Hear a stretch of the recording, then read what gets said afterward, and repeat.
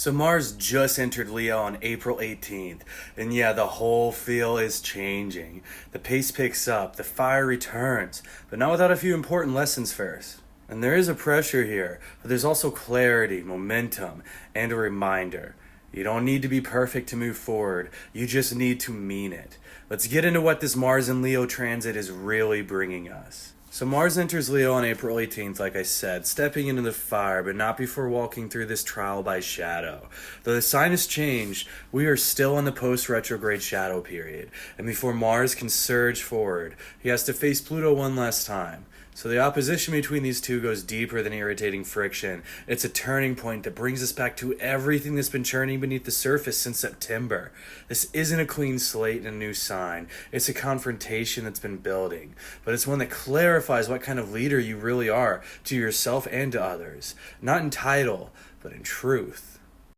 And Mars' first aspect in Leo is a trine for Mercury, acting like a messenger running ahead of the general, handing in the map. This is a moment of mental clarity, a brief, sharp communication, either internal or external, that cuts through confusion and reconnects you to your purpose. And purpose is your compass through Pluto's obscuring fog, because this Mercury trine is the delivery of crucial intelligence before the battle begins. That clarity, that realization, it may even be the catalyst for this moment, the information that changes how you see things, prompting you to make a move you might have been holding back on. Either way, it sets the stage for what Mars is walking into next. So Mars in Leo comes into power, but it doesn't happen uncontested. The opposition to Pluto and Aquarius is this final test. It pushes against Mars' desire to act, express, lead, and in Leo, of course, to be seen. Demanding, instead, that whatever emerges now be rooted in something real, truly expressive. Not flash, not ego, so much more than performance. It's getting to Leo's solar truth. This is about where you take power in your life and which powers have a hold over you. Pluto doesn't impose, he exposes. This transit reveals how we currently respond to pressure, whether we lash out, burn out, or level up. And the internal confrontation is just as significant as any external one. Mars-Pluto oppositions can dredge up long-buried frustrations. But if we can witness what emerges instead of just reacting to it, that is the key.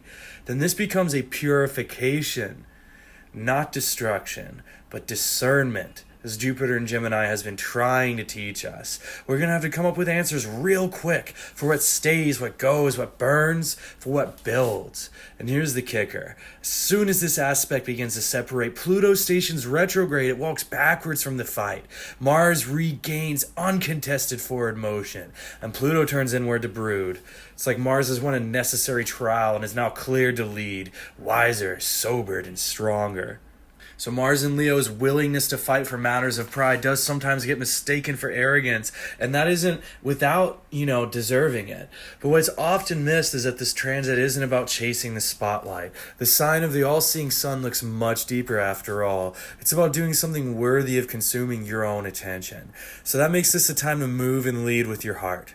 Not with a hollow performance of courage, of course, but with its regular practice. In your life, this could look like expressing something that is in dire need of being seen or heard, letting it be a part of life. You will come to see how your self-image has either emboldened, hopefully, or limited your actions. And many people waking up from the delusional Neptune and Pisces sense of sainthood may discover that their ego hasn't been overactive, it's actually been undernourished. The version of you that once believed in your own potential might be asking to step back in. And if your ego has been inflated, then this transit may deflate that puffed up performance and reintroduce purpose, even if it's on the ground floor, something you will be thankful for later. Maybe not now. Not everything is meant to be shown off as some things are. Now is the time to pursue them. Don't shy away from the effort it takes to get it right. And there's also a theme of rest here, because after the Pluto opposition, exhaustion steps in. Mars might need rest, but not collapse. The kind of rest that doesn't shut down your fire, but it stokes it properly, like the smooth action of forged bellows, keeping the flames at the right temperature for forging steel. This is a recovery period, not from failure, from intensity, and Pluto demands that we take it seriously. So all this martial stimulation will create that need for recovery, especially as the Pluto energy stirs up social noise, false signals, sometimes even clouded like mob logic. Through all this, rest is what's going to help you retune to your frequency. Rest is what helps you ignore the crowd and hear your own voice again. There's power in stepping back just long enough to choose your next move consciously, right? So let that rest recalibrate you. It's not weakness, it's strategic. And of course, we have to look at the sun's role in all of this. At the beginning of Mars' stay in Leo, the sign of the sun, he's ruled by the sun in Aries, exalted, sharp, initiating, almost puffed up, really. But the sun enters Taurus really quick afterwards. Things change. Suddenly Mars is squaring the ruler of his sign. He's not trining it. So that introduces tension. The fire of Leo meets the steadiness of Taurus, and movement requires more patience. So this friction doesn't really show failure as much as refinement, though. Taurus, the sign of the bull, famously won't rush. I mean, really, have you ever tried to rush a Taurus before? Taurus values consistency, though, resourcefulness, and of course, grounded action. So Mars in Leo learns that real strength isn't in pushing harder, but in pushing wisely, choosing wisely.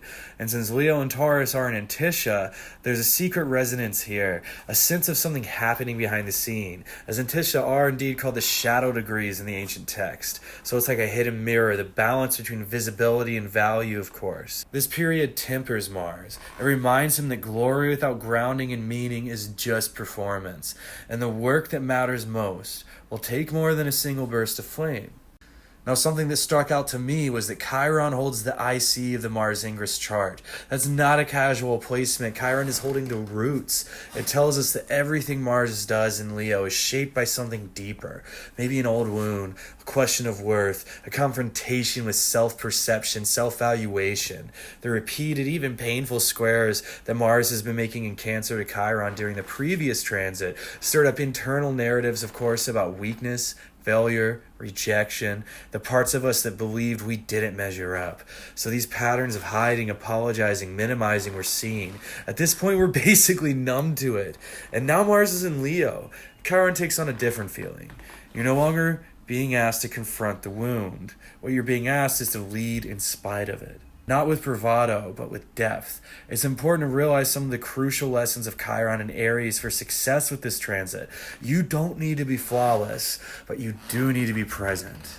This is about carrying your scar not as a brand of shame, but as a mark of endurance. You're not broken, you're becoming. And Mars in Leo offers a moment to recognize how the stories you've inherited about visibility, pride, leadership, and strength, they may have played a role in keeping you small, selling yourself short.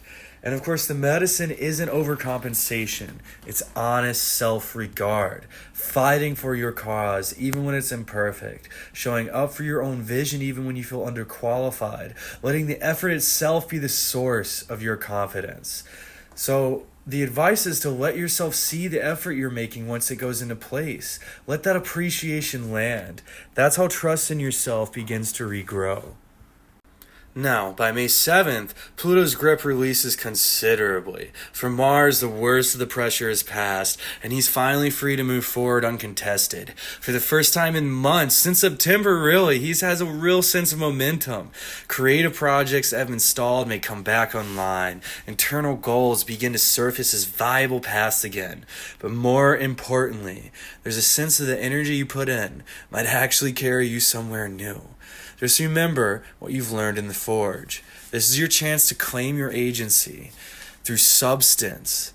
Mars in Leo doesn't really need applause here. He needs authentic purpose. So call and shape your fire. Channel it. Make a show of your effort to yourself even if you need to. Because now is the time to impress yourself.